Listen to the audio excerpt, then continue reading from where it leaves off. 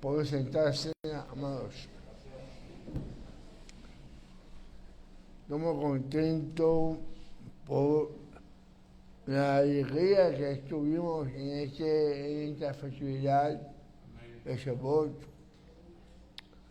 Doy gracias al Eterno porque hubo abundancia, quedé enfriado. Como el pan de Shavuot con levadura. Damos gracias también por dar la bienvenida a todas nuestras hijas, tanto en Maracaibo, con el joven Efraín, su esposa Jessica, en Maracaibo, Bellacó de Maracaibo, Bellacó Alto Medanino, con la reversa Jessie Joyce, nuestro amado Giovanni Espinosa, en Morel, allá en Turba, y nuestra morada en la Guardia. A todos ellos, shalom y muchos abrazos muy bendecidos para todos ustedes. Bien, esta semana no hay parashá como tal, pero existe una porción que debemos de comentar. Y es justamente referente a la festividad que estuvimos el jueves. Shavuot, la fiesta de la semana, como se le conoce también. Shavuot es el cumplimiento del contrato matrimonial, la Yeshua de Dios con su pueblo. Amén. Y cómo Yeshua HaKodesh transforma la letra en vida. Aquella letra grabada en piedra, el cobre, vida. Cuando el Eterno saca a Israel de Egipto, no lo hace solamente para darle libertad física, sino también para llevarlo al altar. Sí, el desierto es el camino hacia la boda, el Sinaí es la Jupá, el 12 nupcial,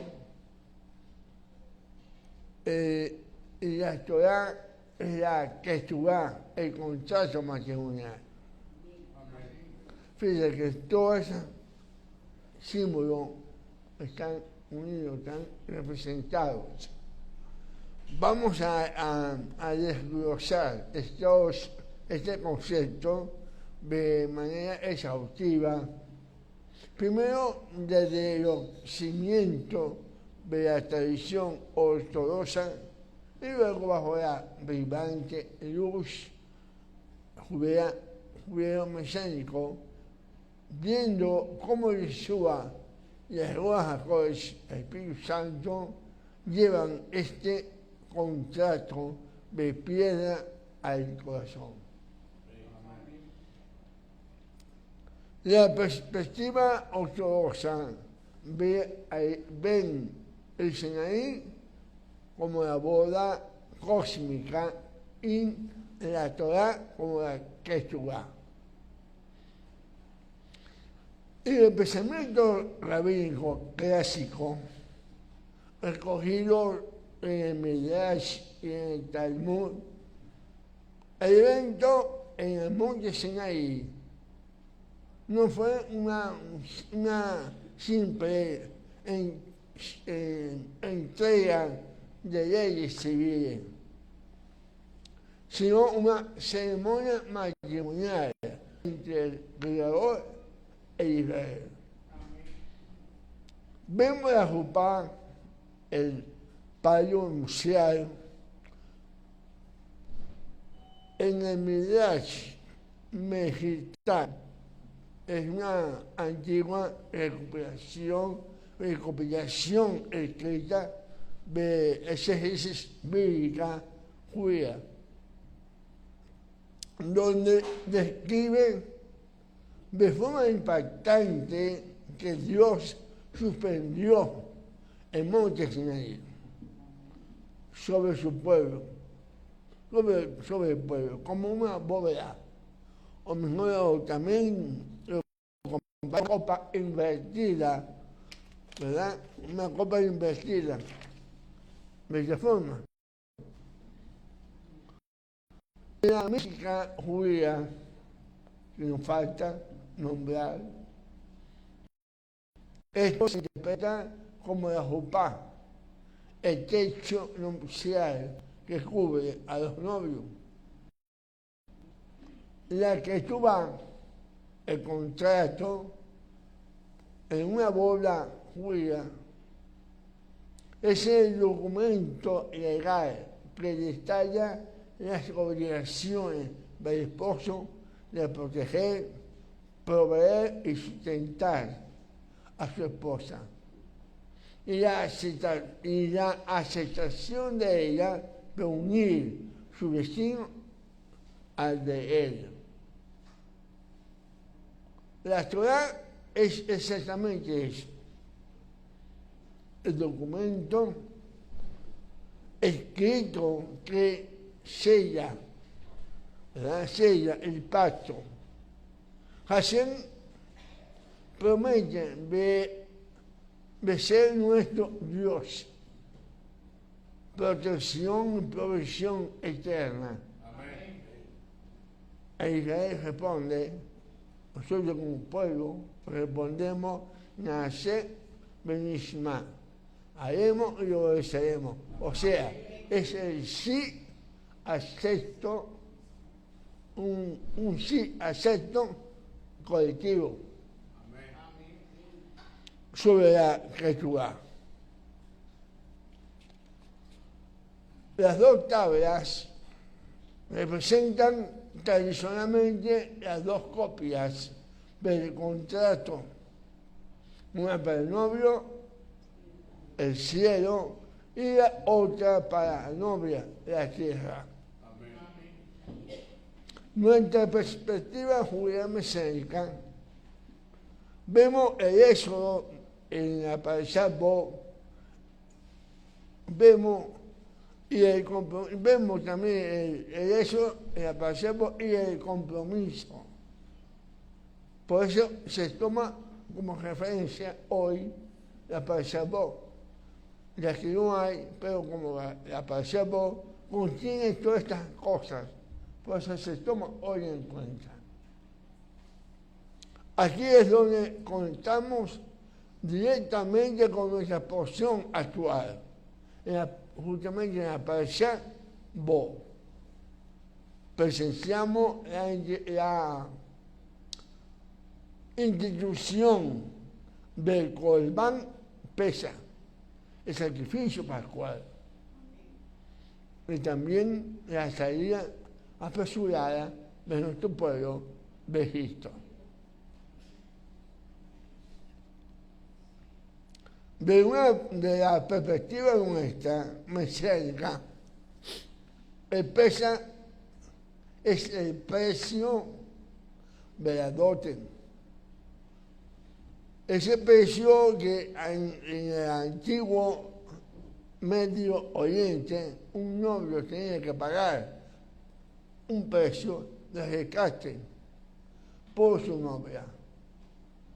Ese rescate llamado Moar, tiene que pagar ese rescate, un precio, una dote por su novia.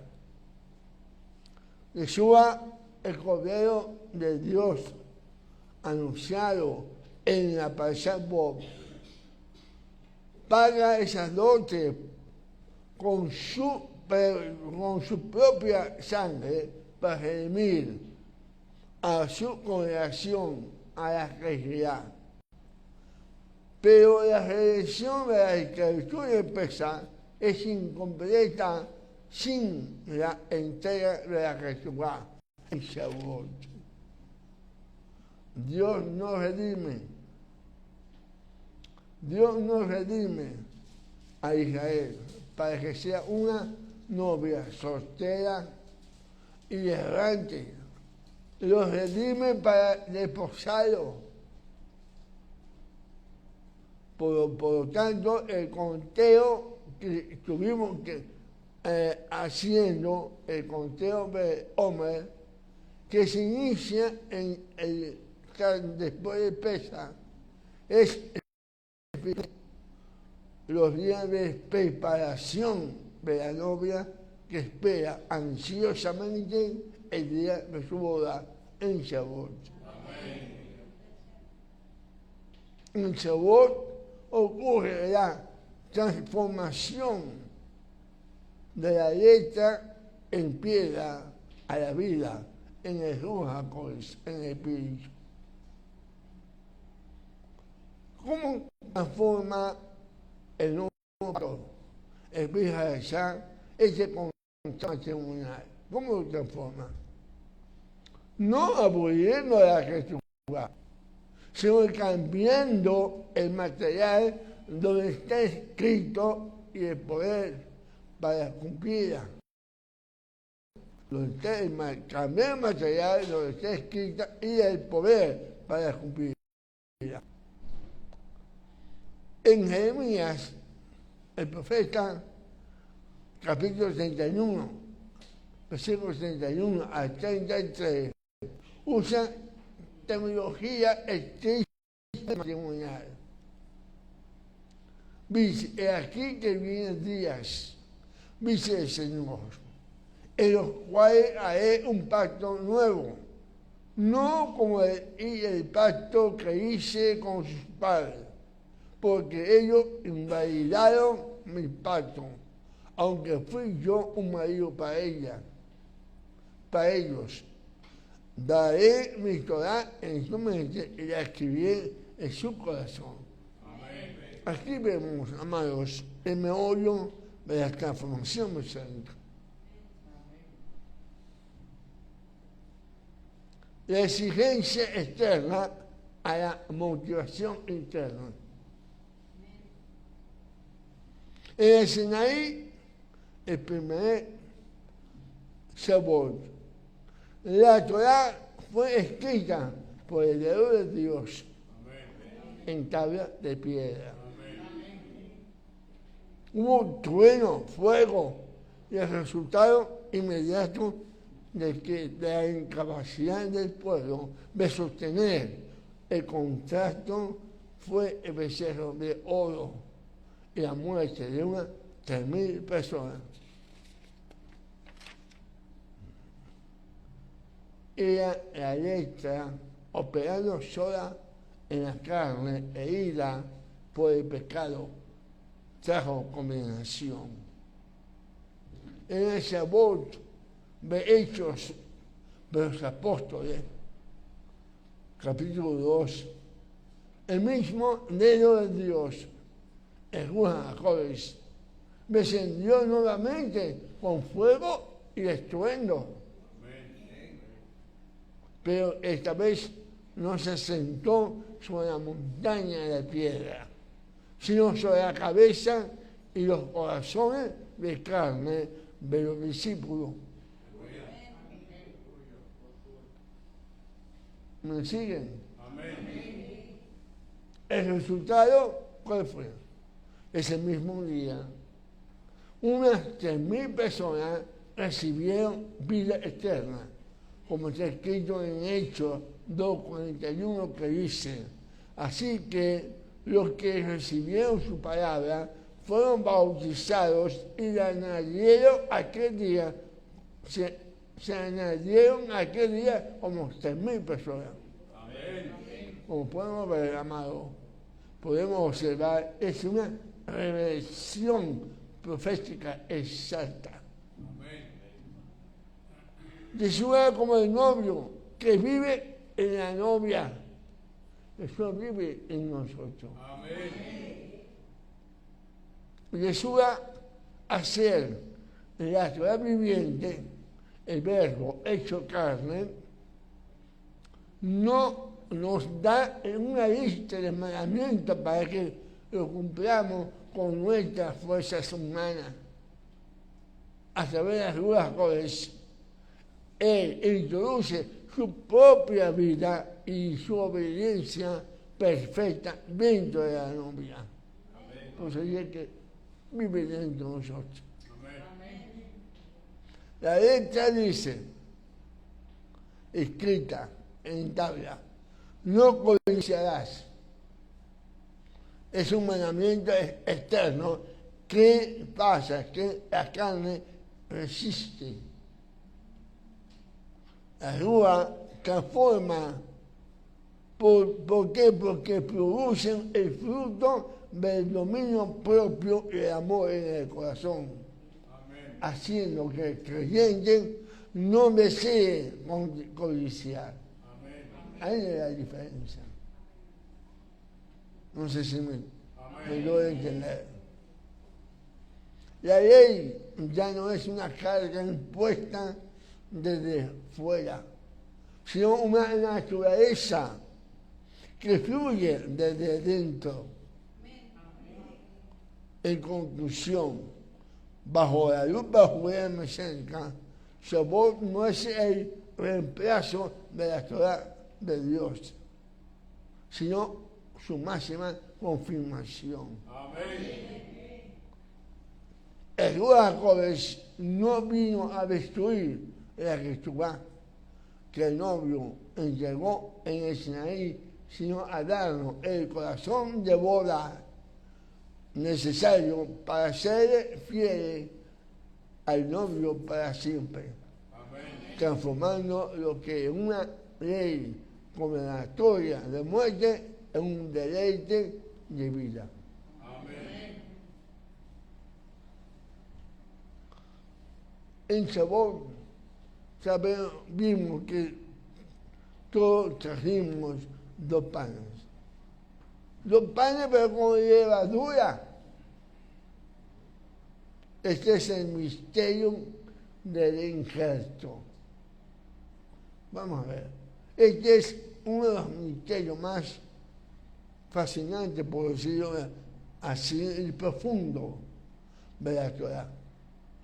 Y un punto donde la lupa ortodoxa y la judeo-mesiánica se alinean en una forma asombrosa para revelar un secreto profético.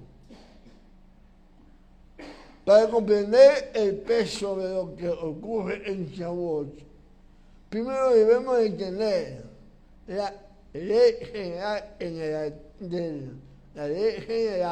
del altar y cómo el jamés, la levadura, es tratado en el resto del tabernáculo. Vamos a ver, veamos la regla general. Prohibición absoluta de jamés en el altar. No podía haber jamés en el santuario. En el sistema de sacrificio definido en Levítico, la regla general para la ofrenda de cereal, minja, llamada minja, que subía al altar era estrictamente y sin excepciones. Veamos que dice el capítulo 11 de Levítico. Ninguna ofrenda de grano que presentéis al Eterno será hecha por levadura, porque ninguna levadura, ninguna miel se ha de quemar como ofrenda encendida para el Eterno. Amén. Es muy enfático. ¿Qué representa el jamés según la ortodoxia? Para los sabios de la ortodoxia y los maestros de Musar es la ética judía. El jamés no es intrínsecamente malo en la vida diaria. Se come durante todo el año, excepto el Pesaj. pero en el plano espiritual, en el altar, el jamé representa el Yetzer Hará, la inclinación al mal, específicamente bajo dos formas: orgullo y arrogancia. La levadura, amado, es esencialmente aire. Si usted toma una masa simple de harina y agua, es masa, que representa humildad y verdad. Amén. La levadura infla, haciéndola parecer más grande de lo que realmente es. Lo que quiero decir es que en el altar, ante la presencia pura del Rey de Reyes, el orgullo humano es una abominación. El altar exige realidad, esencia y sobre todo humildad. Amén. Porque hay una confusión acá. Científicamente, la levadura es un agente de fermentación, lo que teológicamente se traduce como descomposición o corrupción. Además, la fermentación requiere tiempo, o sea, representa la demora del hombre, el dejar para mañana la voluntad de Dios, permitiendo que los pensamientos extraños corrompan la pureza de la obediencia. No sé si me voy a entender. Por lo tanto, la regla en el templo era clara.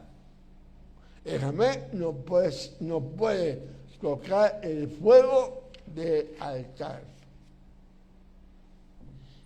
Entonces existe un misterio de los panes del sabor.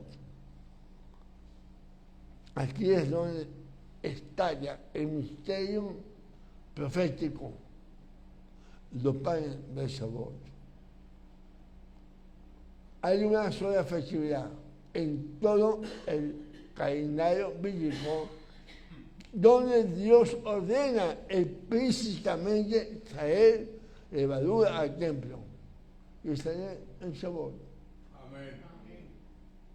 El Levítico 23:17, al describir la ofrenda mecida del sabor, la Torá ordena lo siguiente: de vuelta a habitaciones traeré 2 panes para ofrenda mecida, que serán de 2 décimas de efor, de flor de harina cocido con levadura, como primicias para el Eterno.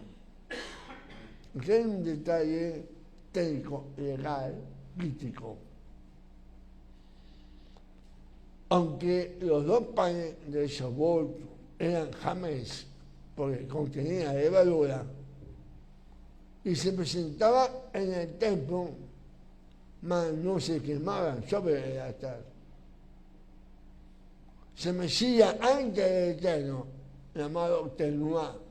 Ese mesé se llama tenuá. Y luego pasaba a ser alimento para los sacerdotes. Así que Dios mantenía la santidad en su altar, libre de levadura. Amén. Pero aceptaba el pan con levadura como la ofrenda central de la fiesta. Amén. Ahora, ¿por qué Dios, por qué Hashem pediría 2 panes inflados con levadura precisamente en el día que se lleve la entrega de la Torá y el centro de la Ruach HaKodesh? ¿Qué significan los 2 panes con levadura? Bajo la revelación de Yeshua y el nuevo pacto de Bihayashá, este mandamiento cobra una vida impactante.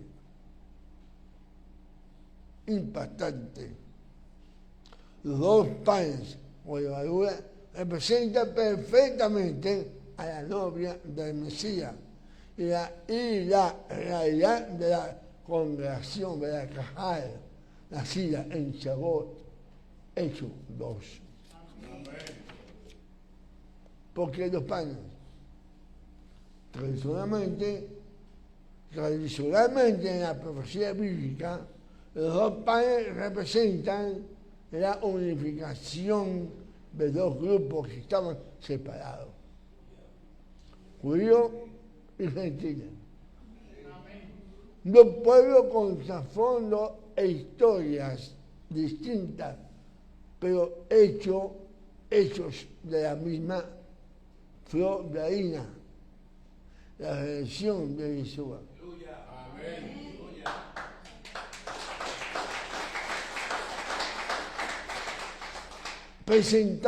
Presentados juntos ante el Padre como una sola ofrenda de primicia, como está escrito en Efesios 2, 14 al 16, que dice: porque Él es nuestra paz, que ambos pueblos hizo uno, derribando la pared intermedia de separación, aboliendo en su carne las enemistades, la ley de los mandamientos, expresados en la ordenanza, para crear en sí mismo de los dos un solo y un nuevo hombre, haciendo la paz, y mediante la cruz reconciliar con Dios a ambos en un solo cuerpo, matando en ella las enemistades. Amén.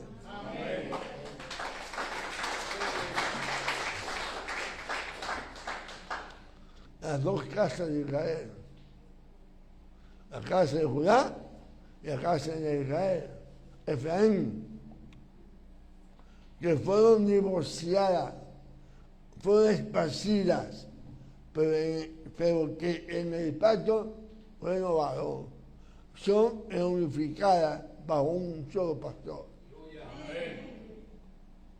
¿Por qué con levadura esos dos panes? Empieza, comemos masá, pan sin levadura, porque representa a Yeshua, el Cordero perfecto, sin pecado, sin orgullo y puro. Amén. Pero en Shavuot, la ofrenda representa la cajal, la congregación humana. Amén. Él sabe que la congregación redimida, tanto judíos como gentiles, todavía retiene la levadura de la carne, las imperfecciones, el potencial del orgullo y la debilidad humana. No somos perfectos. Entonces, ocurre un milagro de la gracia. El milagro del Shavuot es que, a pesar de que los panes tienen levadura, pecado, debilidades de la carne, hacer cocido al fuego, el fuego de Ruach HaKodesh, el proceso de fermentación se detiene por completo. El fuego del Espíritu detiene la corrupción del pecado. Amén. Aceptados, pero no en el altar. Dios acepta estos panes,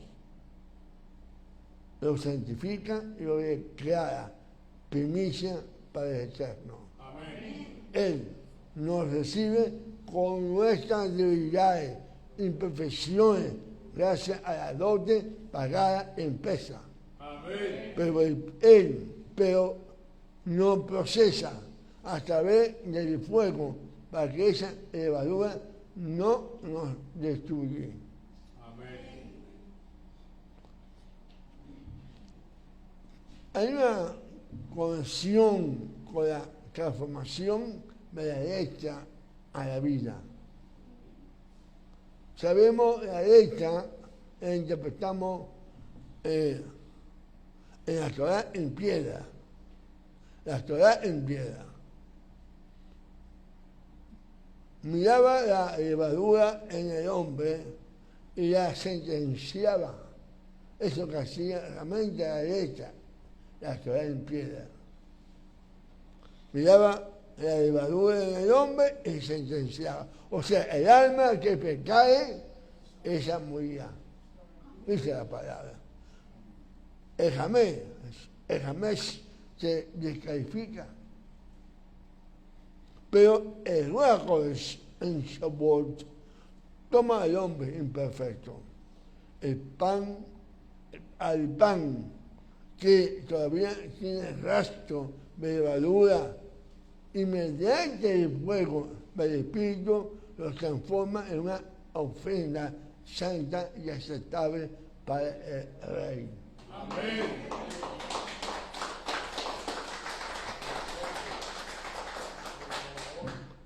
Hashem no espera a que seamos perfectos, sin levadura, para llenarnos de su Espíritu.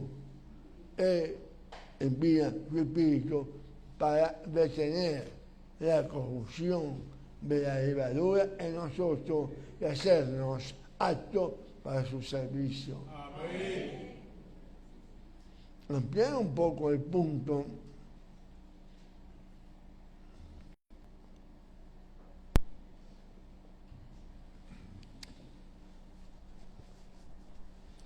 El punto, un poco más el punto de la que estuvo. Ya hemos hablado de la escritura. Es importante ampliarlo. La escritura, el contacto matrimonial de Sinaí a Sion. Este punto funciona como el puente que conecta el Antiguo Testamento con el Pacto Renovado, mostrando que Hashem nunca cambió de plan, sino que profundizó el método. Amén. La que estuvo en el Sinaí, el contacto condicional, para que la congregación entienda la magnitud de esto. Vamos a explicar un poco más qué es una Ketubá. En el mundo hebreo no es un poema de amor la Ketubá, que se entrega a la novia. No creo que está escrito un poema para del esposo a la novia, no.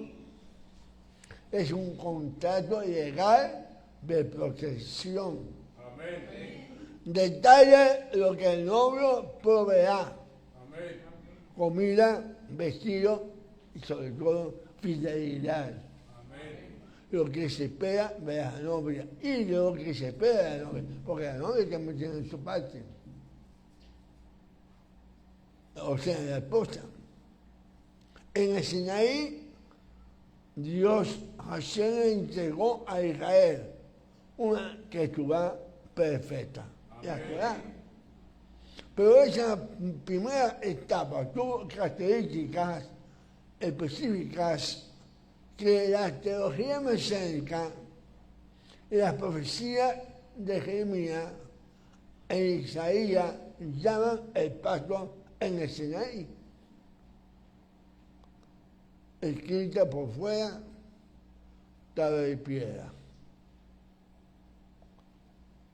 La ley estaba escrita en algo externo. El mandamiento decía, haz esto y vivirás. Amén.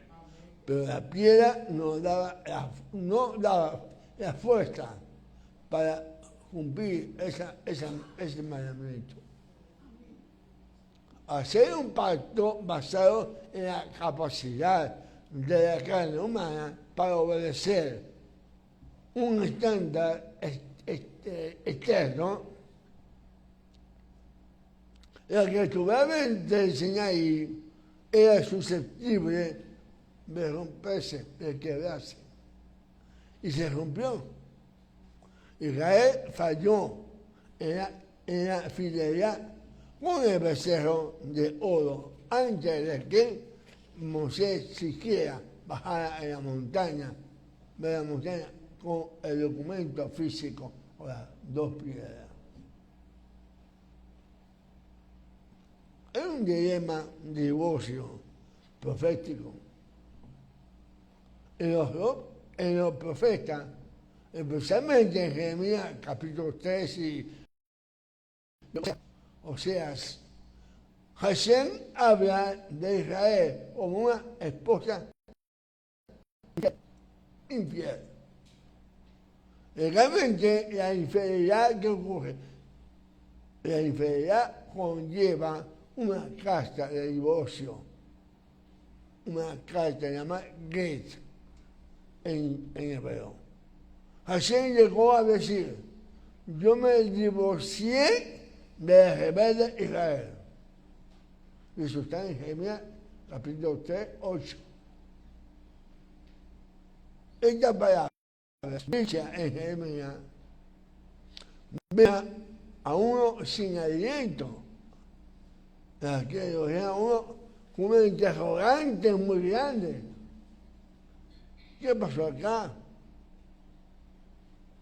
Si la novia falló a la que estuvo y la ley demanda justicia, ¿cómo puede ser que cómo puede Hashem restaurar el matrimonio sin violar su vida? Ayer lo empezamos, ven ahí, acción. Las decisiones de Sinaí, acción, no ocurre por decreto administrativo, ocurre por un evento legal en el tribunal del cielo. Amén. Según la Torá, un contrato matrimonial roto por infidelidad solo se disuelve legalmente de dos formas. Por divorcio, lo que impedía que se volvieran a juntar nuevamente, según Nebaín capítulo 24. Vamos a decir para que tengan una idea de qué es lo que dice Nebaín. Cuando alguno tomare mujer y se casare con ella, si no le agradare por haber hallado en ella alguna cosa indecente, no porque cocinó mal, le escribirá carta de divorcio y se la entregará en su mano y la despedirá de su casa. Y salirá de su casa, podrá ir y casarse con otro hombre, pero si la aborreciere este último y le escribiere carta de divorcio y se la entregare en su mano y la despidiere de su casa, o si hubiera muerto el posterior hombre que tomó por mujer. Y el otro punto es, la segunda causa es por la muerte de uno de los cónyuges. Entonces, los dos puntos son por divorcio o por muerte de uno de los cónyuges. Aquí es donde entra, por decirlo de esa manera, la genialidad. Los genios legal del plan de redención. La genialidad legal del plan de redención. Amén. Yeshua es la palabra encarnada. Amén. el Dios de Israel manifestado en carne. Él es el novio que pronunció la Torá en el Sinaí. A morir en el madero, empieza. El novio muere legalmente. Con su muerte, el contacto anterior, con sus demandas de condenación por la infidelidad, queda legalmente disuelto, no porque la ley fue mala, sino porque el cónyuge murió. Pero al resucitar, 20 de los muertos, Yeshua se levanta como un hombre nuevo, libre de la atadura del pacto anterior y listo para desposar a su novia otra vez bajo la nueva criatura.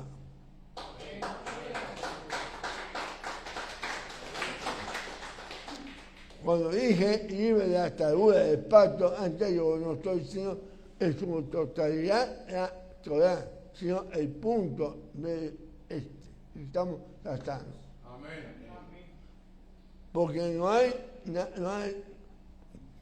para que no haya más entendido y aclarar la frase, Jesús es el Dios de Israel, manifestado en carne, quiero manifestar lo siguiente.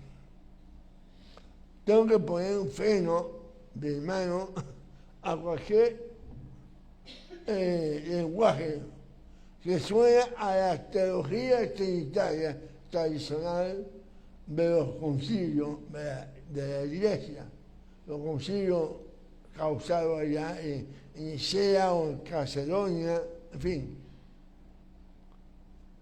Para el pensamiento hebreo mesiánico, el nuestro, el judaísmo del segundo templo también es Shema. Escuchen Israel, Adonai nuestro Dios, Adonai uno es inquebrantable. Porque Dios es uno, es Ejad. Amén. ¿Está haciendo calor, verdad? O yo tengo calor. Ya después voy a despedir.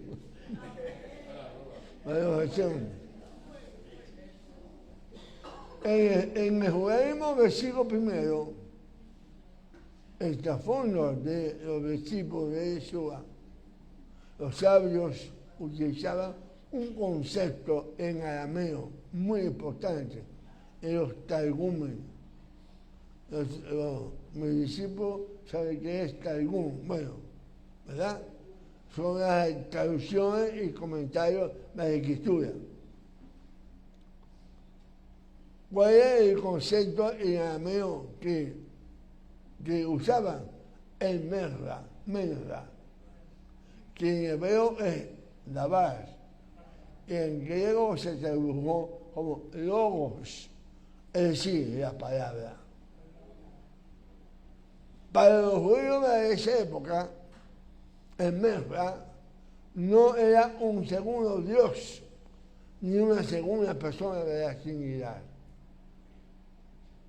El merra era Dios en acción, Hashem comunicándose, Hashem creando, Hashem haciendo visible al ser humano, haciéndose visible al ser humano.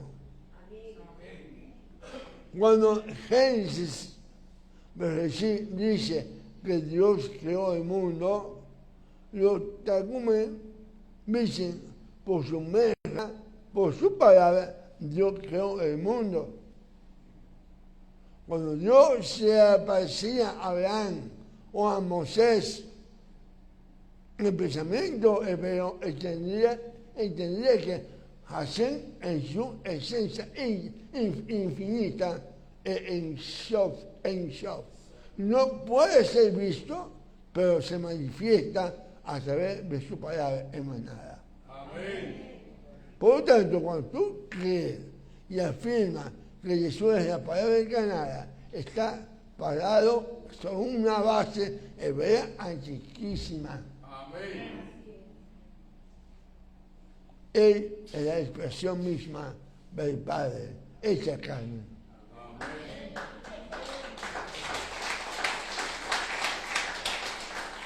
Sí, Él es la expresión misma del Padre hecha carne. Ese ropaje humano a través de la palabra, ¿verdad? Del cual la palabra eterna del único Dios se hizo audible, visible y palpable.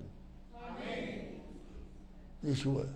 Amén. Volviendo al punto de la pasada,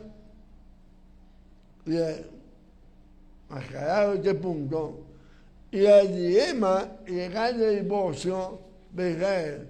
¿Cómo se aplica esto si Yeshua es la palabra encarnada y no Dios en una Trinidad? En el Sinaí, ¿quién habló? Dios habló a través de su palabra. La Torah es la palabra. De Dios hecha texto. La Torah es la palabra escrita. Cuando esa palabra es encarnada en Yeshua, Él viene como el representante legal absoluto del Padre, revestido de toda autoridad divina.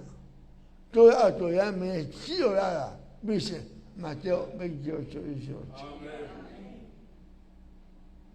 A morir Yeshua en el madero, muere el cuerpo de carne que contenía y expresaba la palabra. Dado que los términos del pacto original se quebraron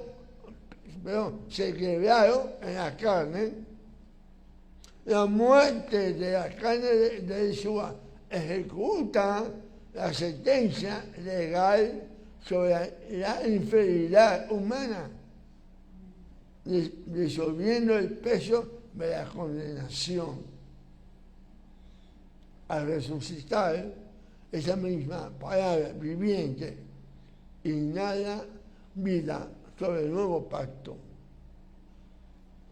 Como ves, amado hijo, no se requiere de una fórmula trinitaria para que el plan legal funcione.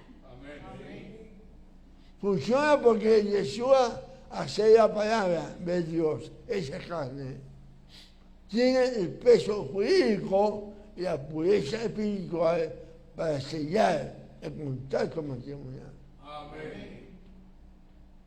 Y finalizo con esa palabra. En el Sinaí, Hashem entregó su palabra, escrita en piedra. En Sion, esa misma palabra de Dios tomó forma humana en Yeshua para rescatar a la novia.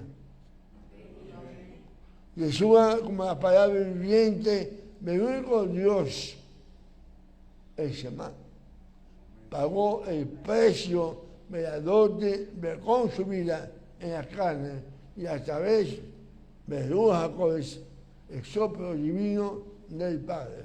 Amén. Graba ahora esa misma palabra directamente en nuestros corazones. Shabbat Shalom.